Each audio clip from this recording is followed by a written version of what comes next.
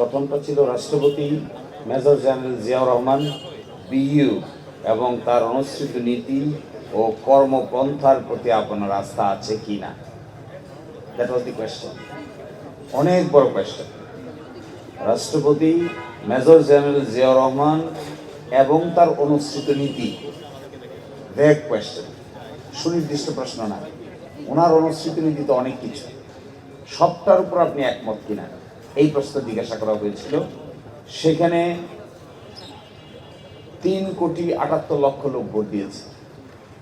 দ্বিতীয়টা হয়েছে 21শে মার্চ 1985।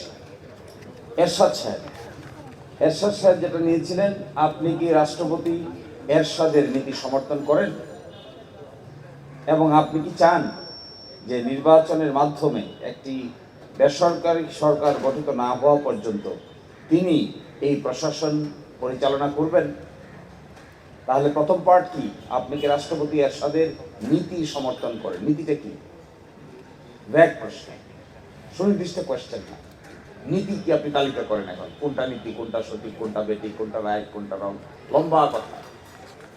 তৃতীয় প্রশ্ন, 15ই সেপ্টেম্বর 1991 বেগম খালেদা জিয়া তিনি যেটা করেছিলেন, গণপ্রজাতন্ত্রী বাংলাদেশের সংবিধান বিল 1991 এর উত্থাপিত রাষ্ট্রপতির সম্মতি দেওয়া উচিত কি না। বিলটা কি? কয়জন মানুষ জানে বিলটা কি? বিল বাংলাদেশের মানুষ জানে? বিল এর সঙ্গে আপনি একমত কিনা? এইখানে বাংলাদেশের ভোটার সংখ্যা ছিল 6,22,04,118 জন। ভোট দিয়েছিল 1,83,08,377 জন। ভোট পেয়েছিলেন মাত্র 35%। ভোটারই উপস্থিত হয়েছিল 35%। আর এখনকার যে গণভোট, সেই গণভোটে কি হয়েছে? এখনকার গণভোটে মানুষ ভোট দিয়েছে, প্রায় 7 কোটি মানুষ ভোট দিয়েছে।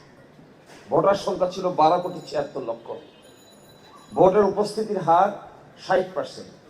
হায়ের পক্ষে 69 পয়েন্ট সামথিং, প্রায় 70%।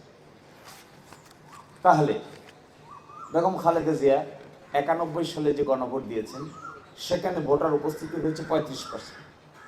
ওটা তো মেনেছেন, সংবিধানে ইনক্লুড করেছেন।